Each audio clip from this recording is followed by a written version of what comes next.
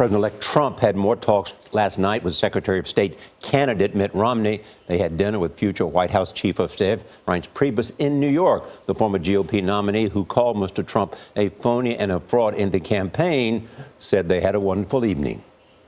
These discussions I've had with him have been enlightening and interesting and engaging. I've enjoyed them very, very much. Mr. Trump confirmed yesterday that he wants Congressman Tom Price to be Health and Human Services Secretary and former Labor Secretary Elaine Chao to head the Department of Transportation. Sources tell CBS News that President-elect will also nominate Steve Mnuchin as Treasury Secretary and billionaire investor Wilbur Ross as Commerce Secretary. Donald Trump tweeted a short time ago that he will formally give up control of his business empire. He wrote this: "It is visually important as president to in no way have a conflict of interest."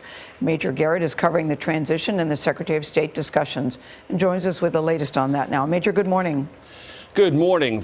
President-elect Trump said in that string of tweets that he will have a press conference on December 15th to explain to the country exactly how he's going to unwind his connections to his business empire, not only here in the United States, but globally. This has been, I'm told by transition officials, in the works for days, and it will take a good long while to do all the legal work necessary to unwind Trump's connections to his vast business empire and real estate holdings and branded properties around the world. That's why the press conference won't be held until December 15th. Many details have to be disclosed and dissected, but this appears to be Trump's way of saying he will completely disassociate himself from all of his business holdings. One thing I'm told, however, this will not include any disclosure of tax returns from Mr. Trump.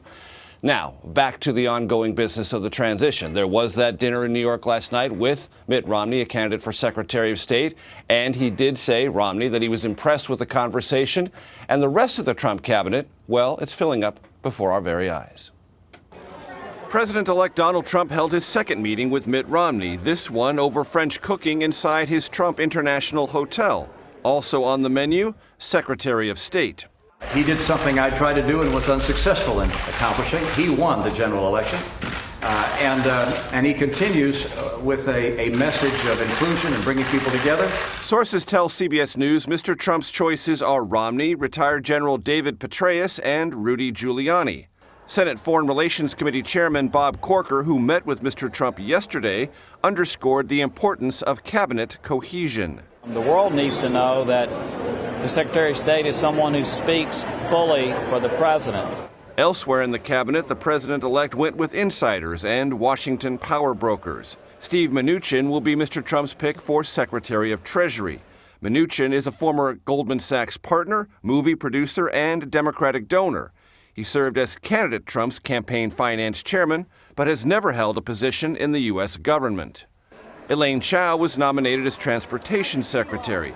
Chao served 8 years as labor secretary for President George W. Bush and is married to Senate Majority Leader Mitch McConnell.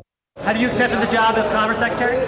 Mr. Trump also intends to nominate 79-year-old businessman Wilbur Ross to lead the Commerce Department. With a net worth of almost $3 billion, Ross has made his fortune buying and turning around distressed companies in bankruptcy.